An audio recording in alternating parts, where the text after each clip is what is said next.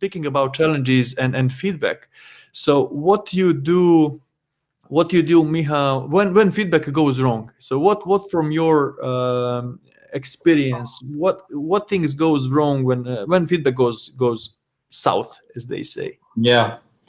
Uh, I had I had received a lot of feedback in my life.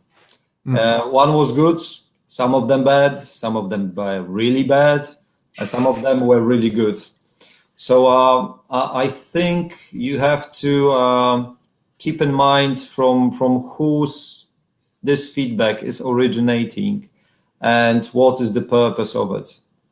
Sometimes it's really, difficult if the feedback is, negative, because it's, touches your ego. And as we say, we know that some of the project managers' ego can be as high as the skyscrapers they are building. So yeah, so it can be difficult, but learning this ability to cherish from this feedback, it's really something priceless. And also, receiving good feedback, don't take it for granted, because what I've also seen and learned that good feedback and only good feedback without bad one can spoil you, can make you think that you are really, king of the world, and actually you're not. You're a human, and you're going to be making mistakes along with your career. I do hope there are not very many of them, but you have to learn from them. I had a really good discussion with one of the colleagues from IBM from India that came to Poland, and I was sharing with him that I received bad feedback, and I know I did bad, so I was a bit feeling down, and then he said to me, Michael, either you win, either you learn. So I would say that what is important to try to learn from feedback. It's not always possible. Some of the feedback is meant to harm you. So you have to know the difference between, is it something that is supposed to help me, or is it something that somebody said, to bring harm to me. But nevertheless, you should return back to this person saying, I believe that maybe there was some misunderstanding. Let me share about my intentions, because it's really, really important when you speak with someone. I think it is also a subject for the further discussion on the intentions. But you should always also, thank for the feedback, because somebody did the efforts to give it to you. And from my experience, I can tell you that having a personal feedback, not anonymous feedback, it's so much better. It needs a shift in maybe an approach to it, but if you provide a safe space and the people will feel that this feedback is going to be reworked and is going to be something we've done, they can sign up to it. Because we know that giving anonymous feedback is easy.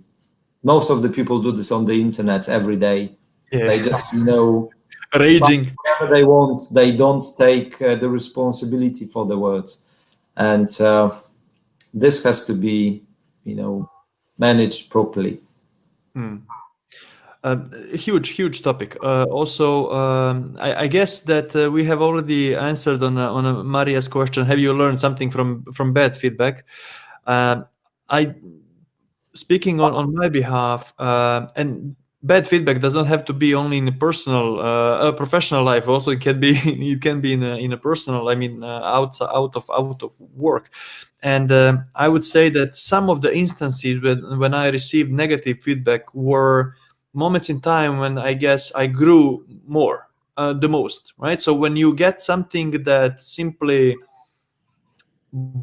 make you aware of things that where you have a blind spot, right? So I guess that it's hard to accept it that you are not perfect, and of course we are not, but I guess those are the growing moments, I guess, in anyone's life, and I guess as a project manager, that are simply irreplaceable, I guess. That's true to that. I 100% agree with this, Marco. A really good, honest, negative feedback can change your life completely. It They has, call it constructive feedback, not negative anymore. yeah. You know, that there are some feedbacks that they might seem negative, but it's a lot of depends from what you are going to do with it. You can just say, no, it isn't me. I didn't do it. I say, no, I'm not that kind of a person. And but when you think about it, saying, you know, I had to do something that this person has perceived me like this. So, and then you try to think, you venture inside your own head, inside your own soul, and they say, you know, maybe there is something that I can do differently next time. And this is the moment that you grow. I've got a short, funny story that my first manager told me about 10 or 12 years ago when I was in my junior role. When I failed some task, and he said to me, Michael, I believe that you're lazy. And I said, you know, there is some truth in that. But said, you know, from this day, try to do things with the more diligence. Try to make them as best as you can, so you don't have to return to them anymore. Just don't, you know, patch and do things poorly. Try to excel. And I said, okay, I try, and you know, this was one of the best advices in my career.